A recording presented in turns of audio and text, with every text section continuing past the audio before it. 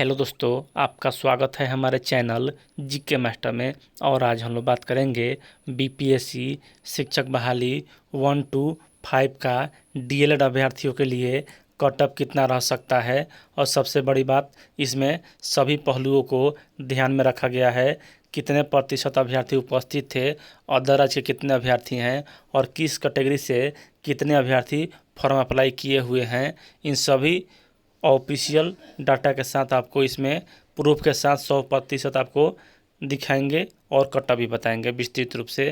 तो चलिए वीडियो शुरू करते हैं और देख लेते हैं। सभी पहलुओं को ध्यान में रखकर ही यह कट्टा बताया गया। इससे पहले अगर चैनल पर नए हैं तो प्लीज़ चैनल को सब्सक्राइब कीजिएगा, शेयर कीजिएगा और लाइक कीजिएगा, ऐसे ही अपडेट जानने के लिए। सबसे पहले देख लीजिए यहाँ सबसे महत्वपूर्ण की बीपीएससी शिक्षक बहाली डीएलएड कक्षा 1 से 5 का कटअप।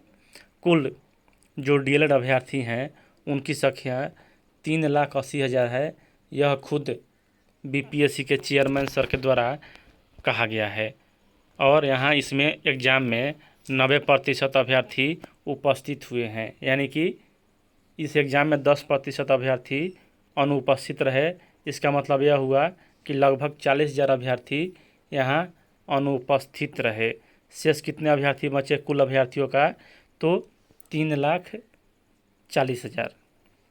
अब इसमें जो पूरा प्राथमिक में वैकेंसी था 1 to 5 से, उसमें 45% लगभग महिलाओं ने फॉर्म अप्लाई किया था। चलिए आपको इसका साक्ष्य दिखा देते हैं। देख लीजिए यहाँ, यह प्रभात खबर का न्यूज है 26/7/2023। महिला अभ्यर्थियों की प्राथमिक शिक्षक नियुक्ति में दावेदारी अधिक। यहाँ आप लोग देखिए कि प्राथमिक शिक्षक भर्ती में 45% महिलाओं ने मतलब कि इसमें अप्लाई किया है, यानी कुल का 3,35,000 महिलाओं ने अप्लाई किया है। वीडियो को सब्सक्राइब कर दीजिएगा, बहुत ही सब खोजने में टाइम लगता है। और यहाँ फीसदी की बात कर लें तो 45% लगभग महिलाओं ने ही अप्लाई किया है। उसके बाद यहाँ इसका मतलब हुआ कि कुल 3,40,000 का 45% बराबर मान के चलिए 1,53,000 होता है। और इसमें पुरुषों की संख्या हो गया 1,87,000। और एक और महत्वपूर्ण बात कि कुल जो फॉर्म भराया है उसका 40% अदर स्टेट के अभ्यर्थी हैं। लेकिन यहाँ यह कन्फर्म नहीं है। इसका जो ऑफिशियल डाटा है वह सही है कि 40% है, लेकिन डीएलएड अभ्यर्थी कितने हैं, बीएड अभ्यर्थी कितने हैं, इस पर स्पष्ट नहीं है।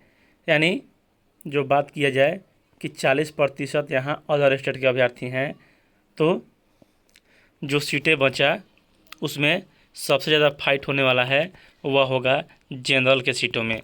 और एक और महत्वपूर्ण बात कि अदर स्टेट के महिला को भी बिहार के महिला में फाइट दिया जाता है, यानी कि आरक्षण दिया जाता है।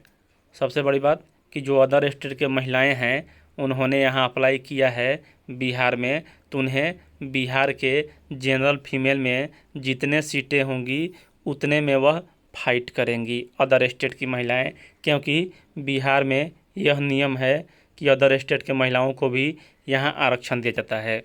और सबसे महत्वपूर्ण बात कि चेयरमैन सर के द्वारा कहा गया था कि 75% सीट हर हाल में भरेगा। तो कुछ यहाँ जो कटअप बता रहे हैं उनका अलग ही अनुमान है, और उनके जो बयान है चेयरमैन सर का उनका अलग ही मतलब कि अर्थ निकाल रहे हैं।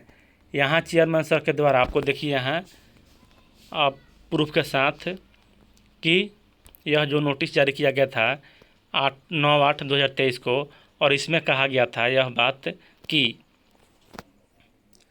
उक्त विज्ञापन की कनिष्ठा 6 चयन प्रक्रिया लिखित परीक्षा के विभिन्न कोटि के उम्मीदवारों के लिए अर्हतांक के संबंध में उल्लेखित किया गया है कि कार्मिक एवं प्रशासनिक सुधार विभाग के संकल्प ज्ञापन संख्या इतना और इतना कि समान वर्ग के उम्मीदवारों को 40% सब अन्य एग्जाम में रहता है। लेकिन यहाँ देखिए, परंतु कुल रिक्तियों अथवा कुल दोनों में से जिनकी संख्या कम हो, कम से कम 75% तक न्यूनतम पूर्णांक, यानी कि 0 से ऊपर जिनका भी अगर मार्क्स आ रहा है उनका सिलेक्शन हो जाएगा। और इसका मतलब यह हुआ देखिए यहाँ 75% न्यूनतम पूर्णांक अनुशंसा भेजने हेतु आवश्यकता अनुसार उक्त अर्हतांक अभ्यर्थी हित में इस हद तक शिथिल रहेगा को सम्मिलित किया जाता है। यानी कि जो यह क्राइटेरिया था 40%, 34%, 36.5%, इसको हटा दिया गया है। ऐसा बात नहीं है कि सिर्फ 75% ही सीटें भरेगी। अगर अभ्यर्थी मिले, यहाँ उच्च माध्यमिक में नहीं मिलेंगे, लेकिन प्राथमिक जो अभी इसका है डीएलएड अभ्यर्थी, उसमें बहुत अभ्यर्थी मिल जाएंगे और इसमें टेंशन लेने की बात नहीं है।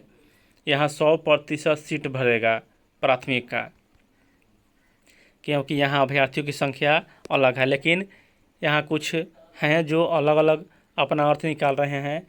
तो यहाँ आप लोग स्पष्ट हो गए होंगे कि 75% सीट भरने की बात नहीं हो रहा है, बात हो रहा है 100% सीट भरने का।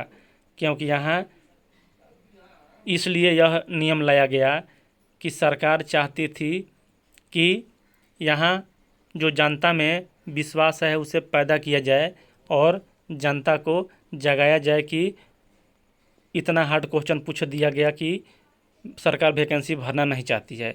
यह खुद चेयरमैन सर इस बात की पुष्टि किए हैं। इसलिए यहाँ 100% प्राथमिक में पद भर जाएंगे। उसके बाद यहाँ फाइनल रूप से कट ऑफ की बात कर लें तो अभी भी ई-वार में जिनका 50 से 55 आ रहा है वह पूरी तरह से सेफ हैं, वह चाहे अदर राज्य के हों या बिहार के हों।